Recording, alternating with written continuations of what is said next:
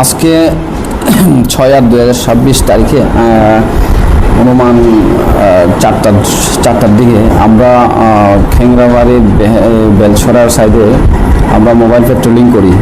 Mobile পেট্রোলিংয়ের সময় আমরা যখন ওইখান থেকে ব্যাক করি, ওই সময় আমরা দশগড়িয়া এরিয়াতে যে দেখতে পাই দুইটা সাসপেক্টেড একটা বস্তা পাওয়া গেছে রাস্তার ধারে।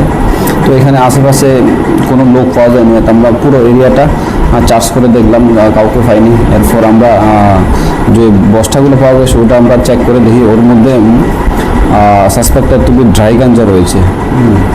তারপর অ্যাজ পার প্রসিডিওর আমরা ওটাকে 106 আমরা সিজ করলাম। এবার আমরা যখন ওইগুলো ওয়েট করে দেখলাম, দুটো বস্তাতে মোট অনুমান 35 কিলো ড্রাই গাঞ্জা রয়েছে, যার অনুমান বাজার মূল্য 1.5 লক্ষ টাকা সামথিং হবে।